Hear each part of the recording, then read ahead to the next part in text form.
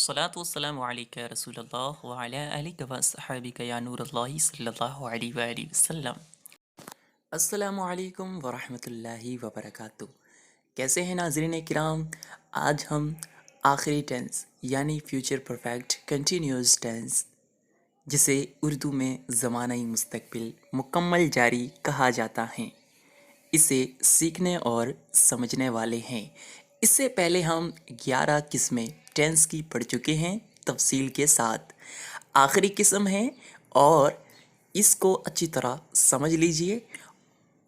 इसके अगले वीडियो में हम आपको सारे टेंसेस का दौर यानी कि इनका रिवीजन कराने वाले हैं, तो उस वीडियो को भी ज़रूर देखिएगा। चलिए आज का सबक शुरू करते हैं।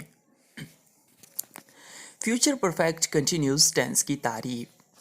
जिन जुमलों से ये बात मालूम होती है कि काम मुस्तकबिल में लगातार होता रहा होगा, तो उसे फ्यूचर परफेक्ट कंटिन्यूअस टेंस कहा जाता है। जैसे ज़ैद जाता रहा होगा।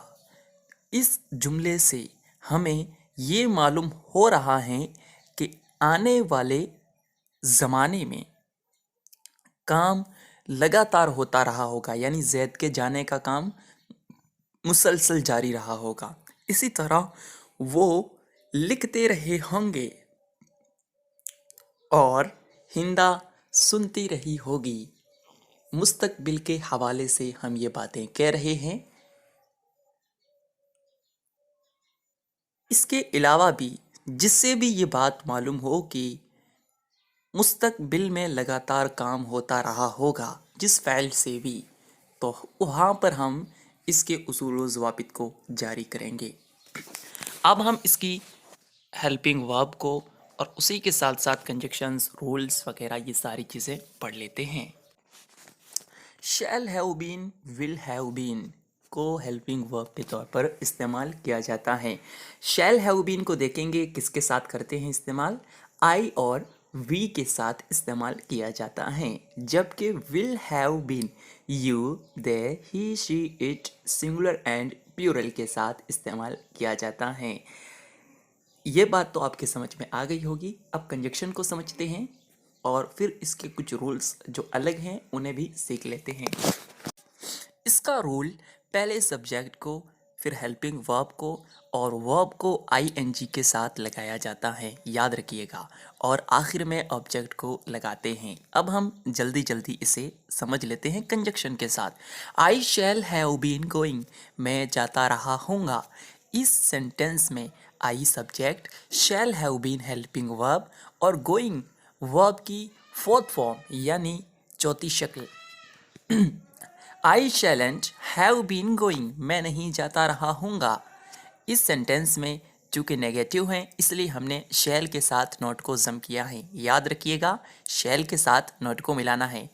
इसी तरह शैल आई हैव बीन गोइंग, ये कौन सा सेंटेंस है, सवालिया सेंटेंस है, जिसे हम इंट्रोगेटिव सेंटेंस कहते हैं और हेल्पिंग वर्ब के ज़रिए से बनाया गया है। तो शैल को पहले लाएंगे और हैव बीन को सब्जेक्ट के बाद में लाएंगे, ये उसूल याद रखिएगा। अब देखिए, शैलेंट आई हैव बीन गोइंग, क्या मैं नहीं जाता रहा हूँगा, ये भी हेल्पिंग वर्ब के ज़रिए से बनाया गया है, सवालिया जुमला, लेकिन मनफी है तो नोट को शैल के साथ मिलाया है और यहाँ पर भी सब्जेक्ट को शैलेंट के बाद ले आए और हैव बीन को उसके बाद लाए हैं।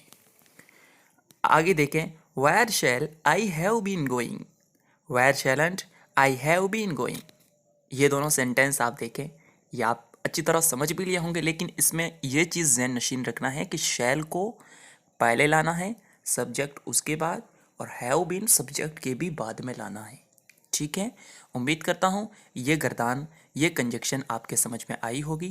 अब हम विल हैव बीन के साथ कंजक्शन को सिर्फ आपके सामने स्क्रीन पर दिखा देते हैं, उसको आप खुद से सीखिएगा और अगर कहीं समझ में ना आए तो कमेंट बॉक्स में ज़रूर पूछिएगा। ये देखिए स्क्रीन पर आपके सामने विल हैव बीन के साथ कंजक्शन मौजूद हैं।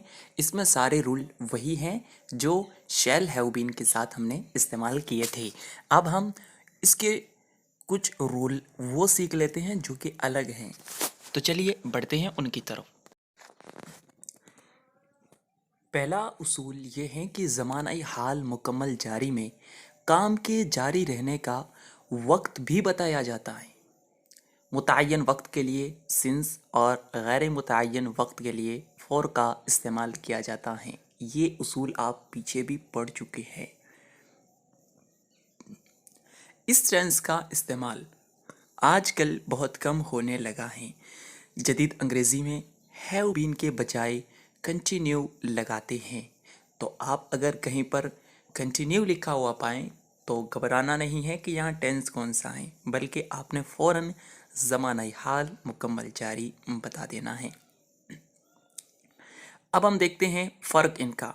मॉडर्न इंग्लिश यानी जदीद इंग्लिश और ओल्ड इंग्लिश में फ़र्क क्या है। आखिर के दोनों सेंटेंस देखिए, ही विल कंटिन्यू वर्क, और इसी सेंटेंस को आगे देखें, he will have been working.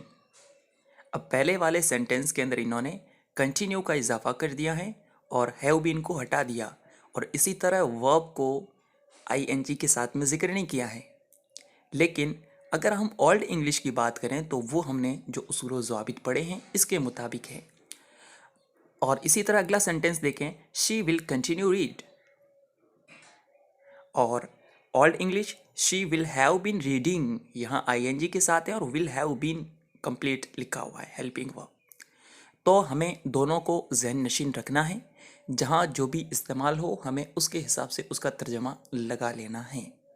यानी दोनों का तर्जमा तो एक ही होगा, लेकिन जहाँ आप जिसको पाएँ उसका तर्जमा आप अच्छी तरह लगा लें, इसलिए हमने ये बात आपके सामने ज़िक्र की। इसे ज़हन नशीन रखिएगा। हाँ, आपको इख्तियार है कि आप अगर अब सेंटेंस बनाते हैं अपनी तरफ से तो उसमें आप ओल्ड या मॉडर्न किसी को भी इस्तेमाल कर सकते हैं, बल्कि हम आपको ये मशवरा देंगे कि आप एक सेंटेंस इससे बनाएं और एक सेंटेंस ओल्ड से बनाएं, एक मॉडर्न से एक ओल्ड से, ताकि आपकी प्रैक्टिस दोनों के ऊपर अच्छी तरह हो जाए।